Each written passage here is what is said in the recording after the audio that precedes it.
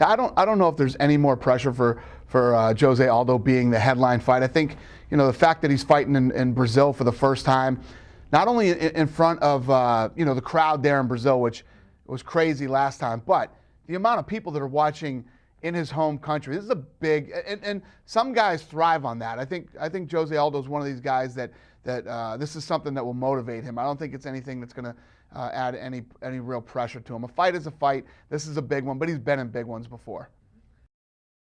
People have been waiting to see the old Jose Aldo from the WEC, and hopefully this is his breakthrough fight. He's in his home country. He's fighting, defending his title. It's the first time he's ever, or that weight division has ever headlined a UFC event. This is a big deal for this guy. Hopefully this is going to be the fight that's his breakthrough fight. He's going to come out and pull out all the stops and be the Jose Aldo that everybody remembers, all the crazy flying knees and the punishing leg kicks, all the things that everybody came to love this kid for. Hopefully he's going to come out on Saturday night. Jose Aldo actually brought in Gray Maynard as part of his training camp to help him train for this fight, which is so smart.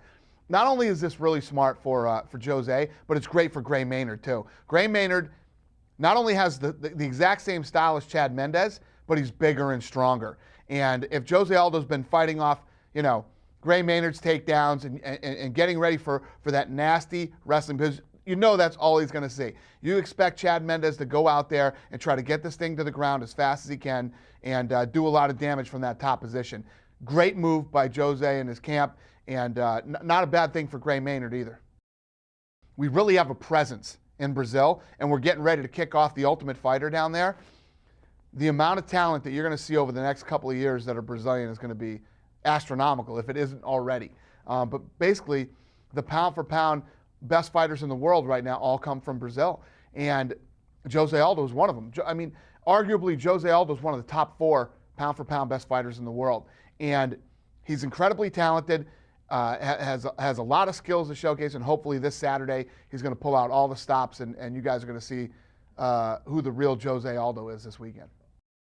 Jose Aldo this weekend will be fighting 50 minutes away from the gym that he trained in, where he walked into this gym with nothing, no money, no nothing, just a dream of probably wanting to become a world champion someday. And now Saturday night, he will walk into this arena full of his countrymen, 40-something million people watching on television in Brazil, and millions of people watching in the world, around the world. And it's one of the coolest things to be a part of, to see these guys, come from nothing and then become this thing that not only that fight fans all over the world admire, but other athletes admire these guys. Every walk of life admires fighters and what they do when they go in there one-on-one against another guy and win and say, I'm the best in the world. Yeah. For people that don't know, soccer is so big in Brazil, it's huge. It's all anybody cares about. It's what everybody watches. When Junior Dos Santos won the heavyweight championship against Cain Velasquez, more people watched that fight in Brazil than watched the Brazilian soccer team. It's huge down there, and there's a ton of talent that comes out of Brazil, like I said, and there are a ton of fight fans down there. Yeah, the fact that Uriah Faber fought Jose Aldo and is basically Chad Mendes' mentor and trainer. I don't know if it's good if you're thinking, oh my God, Uriah, let's be honest here, Uriah got punished by him. Uriah got punished. God, what's going to happen to me? Or does he say, Uriah fought him and he's given me all the tools, all his strengths, his weaknesses. I think it was better for me now knowing that Uriah fought him. I don't know. Only he knows the answer to that. But like I said, Chad Mendes has his work cut out for him this weekend. Yes, he's 11-0. The kid is unbelievable. He's never lost a fight in his life, but he's walking into his home country. This guy's a beast. He beat his coach and mentor, and the list goes on of the pressure that Chad Mendes has for this fight. I love this fight. I love this fight between Rumble Johnson and Vitor Belfort. I don't know which guy has pressure. Both guys have things on the line. There's a lot on the line for both guys. Vitor Belfort needs to win this fight. He wants to get back into the top of the 185-pound division and fight the big guys. And I would have to imagine would love to get another crack at Anderson Silva. He was very confident going into that fight, thought he was going to win that fight. Rumble Johnson has the opportunity to come into Brazil and beat Vitor Belfort. And I know that kid is taking this fight very serious. He's put on a lot of weight, a lot of muscle, and both of these guys are explosive strikers with punching, kicking, knees, everything. I expect this fight to be an absolute war, and I do not expect this fight to go to a decision. Anthony Johnson should have been at 85 a long time ago. For whatever reason, he was sticking around at 170 pounds, trying to cut all that weight. The guy barely ever made weight. Now he's 185 pounds. He's bigger than I've ever seen him.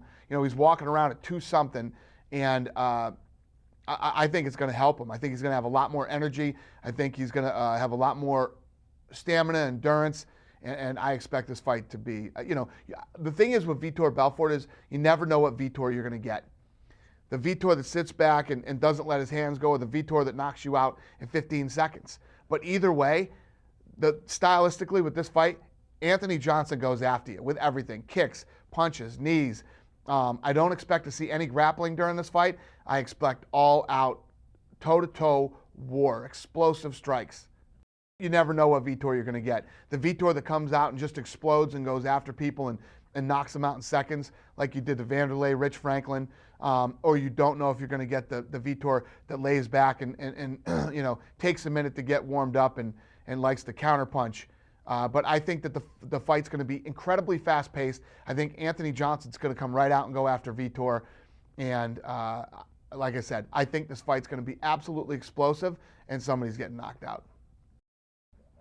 This is it for Rumble Johnson. I mean, this guy's been around for a long time. He's gone up and down. He's been right here before. This is the fight of his life. This is the fight. This is the breakthrough fight for Rumble Johnson. This is the fight he's won. This is the fight that he's laid in bed and dreamed about. Whether he knows it or not, this is it. This is the fight that he has dreamed about. If he goes out and puts on an incredible performance against Vitor Belfort and takes Vitor out, Anthony Johnson just became a real threat in the 185-pound division.